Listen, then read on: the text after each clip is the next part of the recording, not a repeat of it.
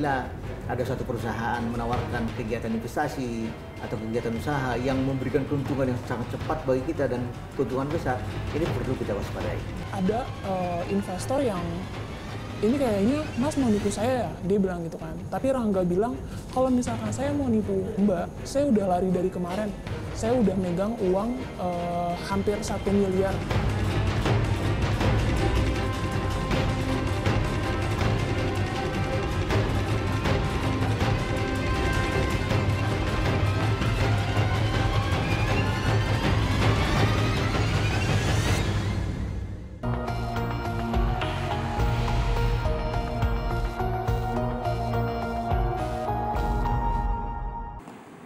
Lagi dan lagi masyarakat tertipu berbagai tawaran investasi. Sejumlah korban dengan kerugian hingga miliaran rupiah pun terus bermunculan. Pengaduan demi pengaduan adanya investasi bodong terus saja ada. Padahal Satgas Waspada Investasi pun kerap mengeluarkan peringatan waspada pada entitas investasi keuangan yang diduga bodong. Seperti di awal tahun 2018 ini, sudah dirilis 57 entitas investasi yang harus diwaspadai. Namun iming-iming untung besar dalam waktu singkat masih saja memikat masyarakat. Apa saja investasi yang patut diwaspadai dan bagaimana cara agar masyarakat tak mudah terbujuk rayu para pelaku investasi ilegal? Inilah News Story Inside.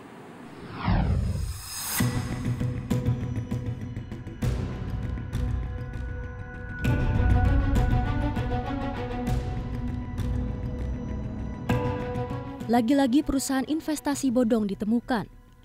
Ada sedikitnya 56 entitas atau perusahaan investasi dihentikan operasionalnya oleh otoritas jasa keuangan.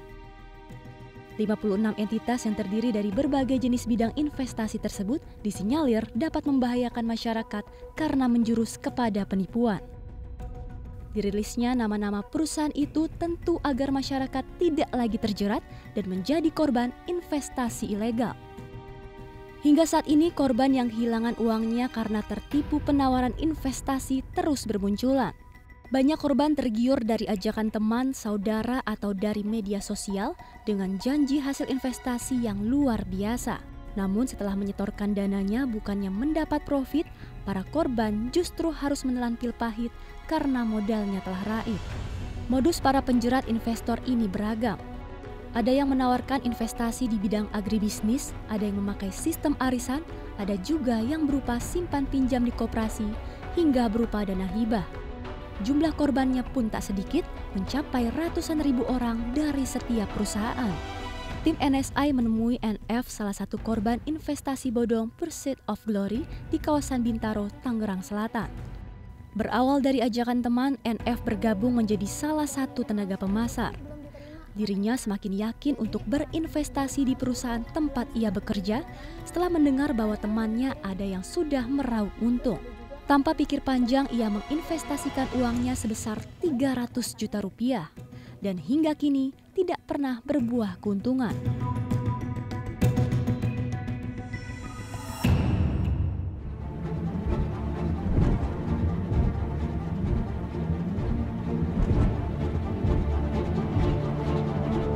Jadi pertama itu aku tuh masuk di Pursuit of Glory itu nyoba ngelamar kerja. Itu ada info dari teman satu grup gitu kan. Aku coba buat ngelamar di situ dan diterima sama si Rangga ini. Kebetulan kan Rangga itu sebagai ownernya kan. Nah pertama itu aku diterima sebagai marketing. Itu awal November. Setelah sebulan atau beberapa minggu itu kerjaan aku tuh biasa gitu, pemasarkan barang kayak gitu-gitu, terus kita nyari outlet gitu kan. Nah beberapa minggu setelah kerja itu dia bilang kalau misalkan dia usaha itu nggak cuma di Indonesia tapi ekspor dari Tasikmalaya ke Malaysia. Nah dia bilang pengiriman barang itu dari Tasikmalaya ke Malaysia itu butuh dana sekitar 78 juta kata dia gitu. Ada nggak mungkin dari kalian yang bisa investin dananya ke Pursuit of Glory itu sekitar 78 juta kan. Itu nanti kalau misalkan masuk 2 minggu kemudian kita kasih profit 20%. Itu dari dia bilang seperti itu. Nah, aku nawarin kakak aku nih. Kakak aku kebetulan mau. Pas bilang kakak aku mau, pertama itu kakak aku masuk 10 juta. Dan itu pun lancar, 10 juta itu lancar. Beberapa minggu kemudian setelah lancar, akhir Desember itu sempat tersendat. Dia bilang pengiriman dari Malaysianya itu belum diterima katanya. Jadi orang yang dari Malaysia itu belum sempat nerima barangnya, padahal udah dikirim kayak gitu. Terus ada juga katanya pajaknya belum dibayar kayak gitu. Pokoknya banyak banget alasannya deh. Kayak gitu.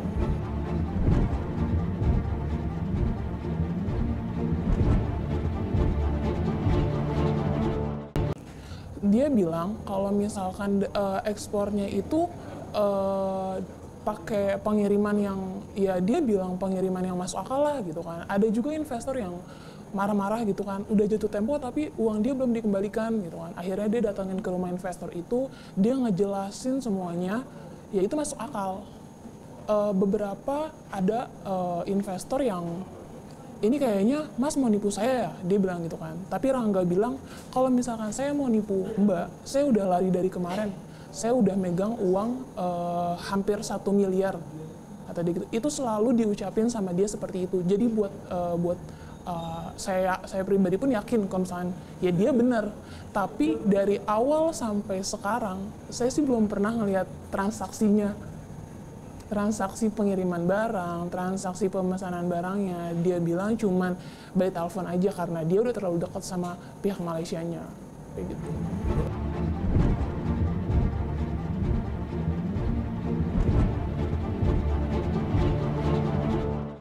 Kalau saya pribadi hampir 300 juta. Tapi kalau misalkan keseluruhan dihitung-hitung itu 800 jutaan. Keseluruhan dalam ya semua investor. Dan dia juga sempat bawa lari mobil investor.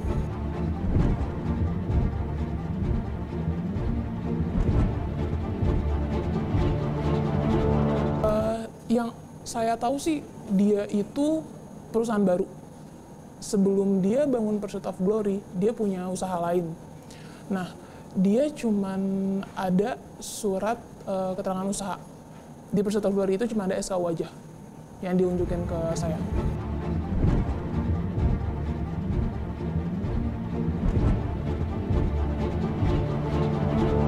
Untuk lapor polisi sih belum, karena ada beberapa karyawan yang bisa jadi bukti dia membantu Rangga kabur.